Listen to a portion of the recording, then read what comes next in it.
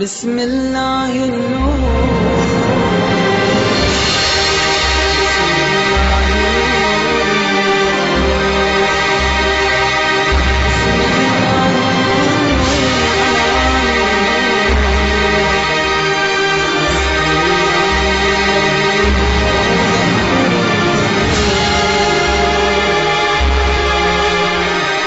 من الشيطان الرجيم بسم الله الرحمن الرحيم الحمد لله رب العالمين والصلاة والسلام على سيدنا ونبينا محمد وآله الطاهرين واللعنة على أعدائهم أجمعين. Subject of our discussion today is an Aalim. What type of Aalim should be invited into our centers, masjids and Husainiyas, and who has the right to invite, and how to choose. First of all, it is important to remember that an Aalim must be a person who fulfills three conditions. First of all, ilm, and second of all, taqwa, and then the basirat. Ilm means sufficient knowledge from any recognized Islamic hawza. Taqwa means piety, and a person who has taqwa is the one who acts upon his knowledge. That means he practices what he preaches. That means what Imam Ali alayhi salatu wasalam has said, man amila bi'ilmihi fahuwa alim, وَمَنْ لَمْ يَعْمَلْ بِعِلْمِهِ فَلَيْسَ بِعَالِمٍ. Whoever acts on his knowledge is an alim, and whoever does not act on his knowledge is not an alim. So let's redefine our terms.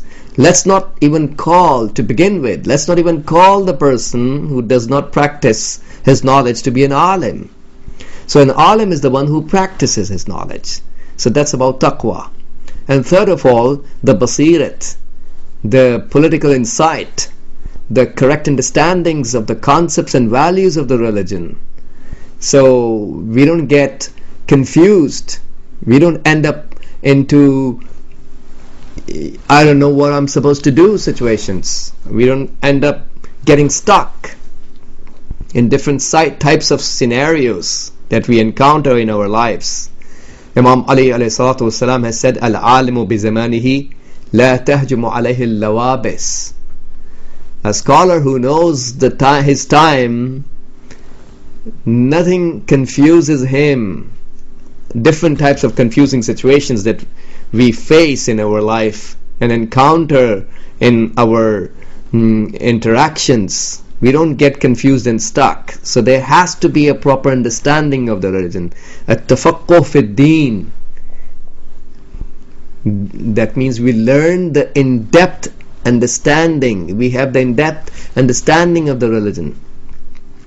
So it is important that we invite those of the scholars who fulfill these three conditions, not any person who is not qualified from any recognized Islamic hawza, doesn't learn the Islamic knowledge properly from the proper sources, authenticated and trustworthy sources, and not the person who doesn't practice his knowledge, and not the person who doesn't have the basirat and insight into the religion, so he doesn't know what he's doing. And let's not invite the unqualified people. Why did Imam Hassan alayhi salam ask the zalim of his time, get off the mimbar of my father?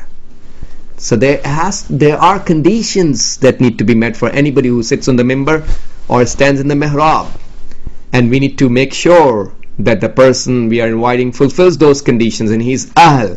He deserves to be called a scholar and deserves to be invited. Imam Ali alayhi salatu wasalam has said, utlub al-ilma min madhannihi waqtabisuhu min ahlihi. Learn the knowledge from where you have the dhan, that means from where it's most likely to be found. وَاقْتَبِسُوهُ مِنْ أَهْلِهِ, and learn it from its ahl, those who are ahl of knowledge, those who deserve to be called a scholar. And the Holy Quran says, فَلْيَنْظُرِ الْإِنسَانُ إِلَىٰ تَعَامِهِ. A human must look towards his food.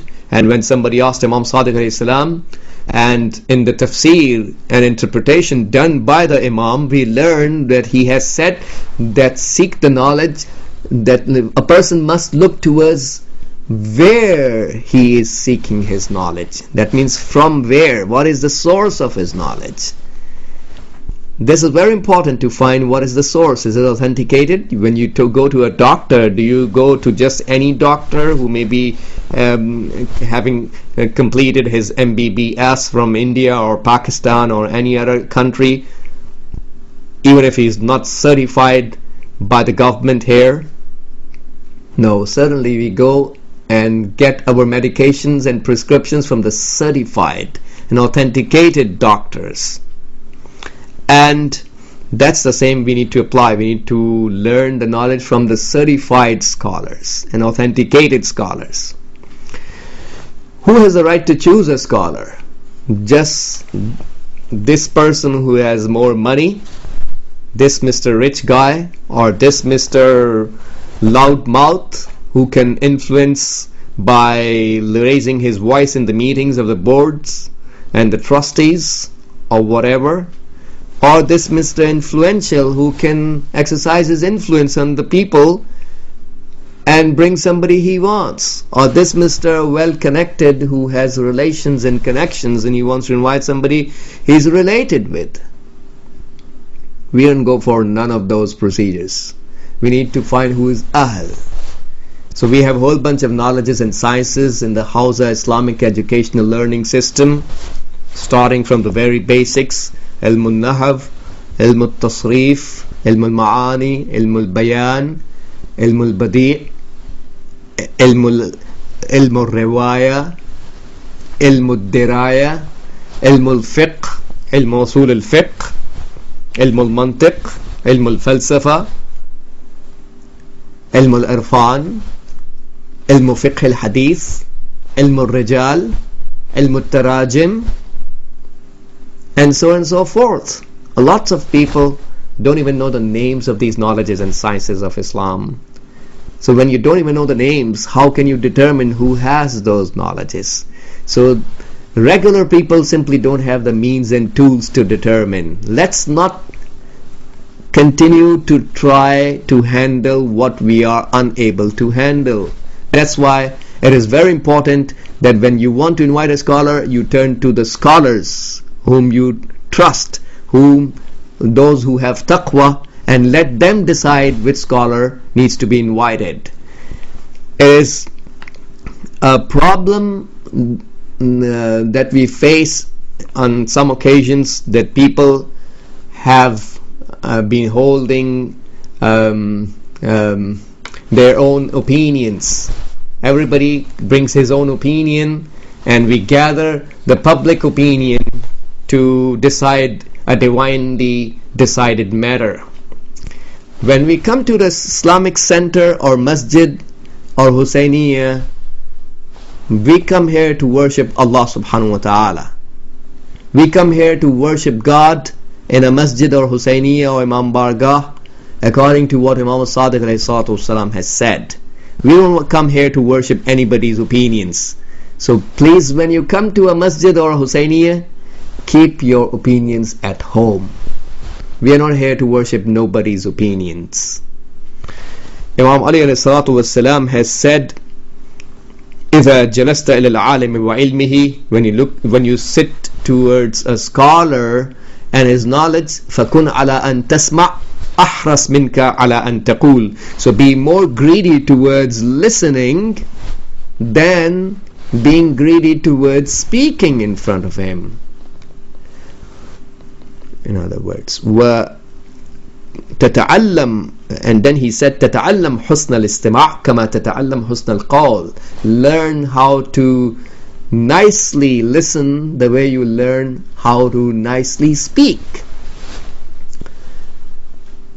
At the end, I would like to inform you the translation of the hadith which I mentioned in the beginning: Man waqqara aliman faqad waqqara rabbahu. Amir al-Mu'minin alayhi salatu wasalam has said, whoever honors an alim has honored his Lord. May Allah subhanahu wa ta'ala bless all of us to understand and to practice the ma'arif and the high level teachings of Quran and Ahlul Bayt.